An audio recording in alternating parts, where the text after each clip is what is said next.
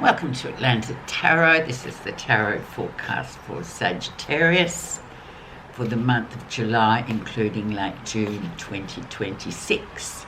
So welcome, Sag. We will be in this sign of Cancer in the next 4 weeks. So the element is water. Very nurturing sign, the Cancerians, the mother sign as well. Can be highly emotional as well, especially I feel in July it's quite highly charged with emotions, obviously. Let's see, you will be in your 8th house of receivership, so receiving all sorts of things, money as well. Down here in Australia it's tax time, so obviously there will be, for some of you, receiving of money from your taxation, but it also could come from inheritance or something else, or just a gift, or just money bonuses. There are all sorts of receiving, and also relationships as well. The 8th house is ruled by Scorpio, so once again a lot of emotional stuff attached to it.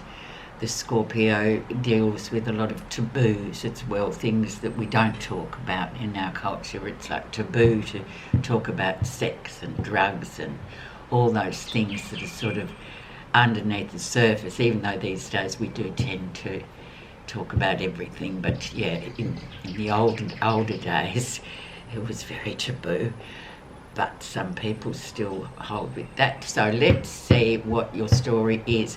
The energy around is the King of Swords, so clarity is indeed coming through when this guy pops up.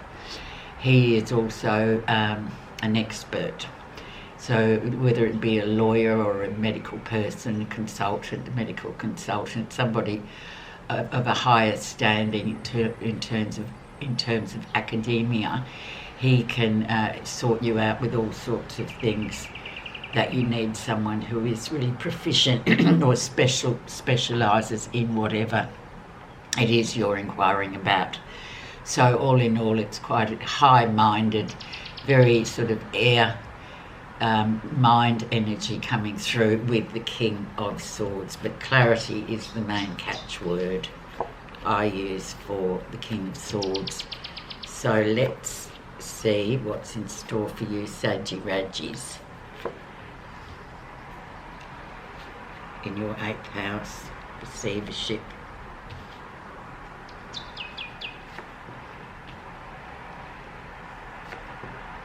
Can also be 8th house receiving monies that have been borrowed as well, I might say, just in case. Okay, where you are right now. And we have another king. We have the King of Pentacles. So he is your mentor king. He is your person that you go to for really sound advice from a professional person who's been at it for a while. He knows all the ups and downs of life, business especially, money, all that kind of effort. So he's coming in, can also represent our fathers and father figure type of guy who has got a lot of experience that we do go to when we need some really good sound advice with no sort of flowery puffy bits. Okay, so in he comes. Can also be a partner, a very solid sort of guy partner. Okay, let's see what's influenced this King of Pentacles to come in, and will influence the rest of the reading and also challenge it. We have the Devil, so a bit of stuckness coming in here, Sag. A bit of overdoing it in some area of your life. Can be having fun too much, can be drinking too much, gambling too much, eating too much, anything that sort of tips the scales into the negative, where we sort of think, oh geez, I better put the brakes on that. It's getting a bit, too much. So the Devil is ruled by the zodiac sign of Capricorn, so it's about money and status and getting to the top and having the biggest house, all that kind of thing that can sometimes, as you see, this couple here are chained to each other and to the tree, with the devil sitting on the top sort of going, well, this is what you've signed up for, so this is what it's going to be like. It's like enslavement as well. So we need to sort of try and rebalance, rejig whatever it is that we may be sort of tipping the scales with. Or it could be work is also another thing, especially with Capricorns. You find a lot of workaholic tendencies with those Capricorn people. That's what they do, and they do it very well too, I might say, and that's positive. Okay, let's see the background for you. And we have the Knight of Pentacles. So very loyal, this one, younger male energy, very loyal, very steadfast. Slow-moving energy is indicated by him. Can be sort of, for some of you, somebody that's come into your life, or he's there and you can always rely upon him. Can be one of a son or a, you know, family member, godson or whatever it is. This person is quite a person that you can really rely on in short. Excellent card, actually, to just take your time with stuff and just take the long road rather than the shortcut, actually, is his moniker, really. Okay. Recent influences. A little bit fuel tank empty here, Sag. This is the Sagittarian card, obviously, as well. But yeah, you've sort of had too much on your plate. You've been working a bit too hard, putting in a lot of hours, and now your energy is quite depleted. There's a red button sort of blinking at you going, come on, time to refuel, don't run out of gas. So have a bit of a rest is the remedy for the 10 of Wands. And next time, don't take so much on. But that's actually very much a Sagittarian trait, isn't it? We all kind of go, oh, well, I can do all those things, and then wonder why we fall in a heap. Okay, so taking your time here, slow-moving energy, taking the long road, refueling, the lesson. And then we have immediate refueling with the Ace of Wands. So lots of energy coming right back at you, which is really great. New beginnings, new projects, all sorts of things that could really take off. It's also a card for the younger ones for fertility as well. So there you go. So that's literally, you've gone running on empty and then you sort of get refueled, basically. Okay, let's move into, it's quite an interesting reading in a sort of funny way. Let's move into near future. And 5 of Pentacles. So spending a bit of time alone in the midst of change here. Not really feeling like mixing and socialising with this 5 of Pentacles. It can be, there is stability there, but you've just got a bit of a disconnect going on with people, other people going out, you know. Usually Sagittarians love being out and about with people, laughing and having fun. But when this card comes along, we tend to sort of withdraw it slightly. But it's a choice. It's not sort of inflicted upon us. It's like, oh no, I just want to stay at home and watch movies. You know, I don't want to go out and, you know, busy around talking with people and socialising. So when that comes through, don't be despondent. Just go with the flow with that one. Let's see what's happening that you're not realising down here.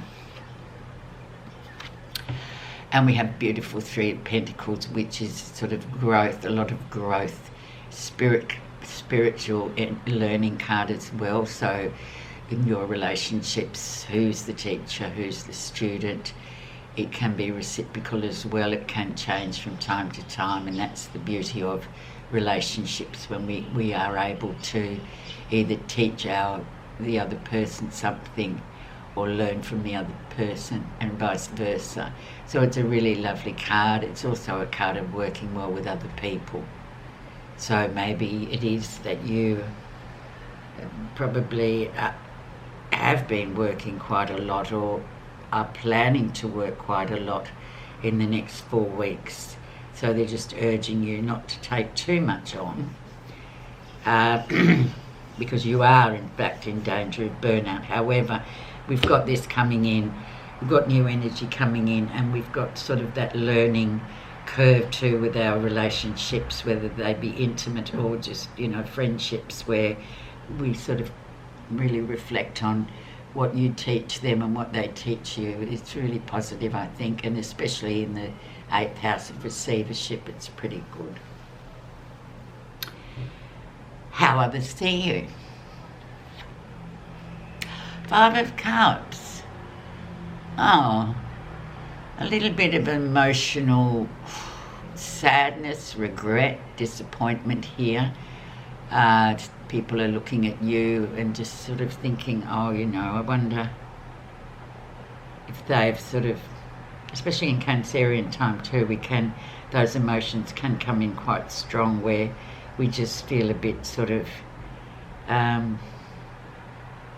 reflective, I suppose, on relationships that didn't work, or relationships that just broke apart and there was no resolution, and you didn't get any sort of feedback, and you were just left there thinking, well, what am I to do?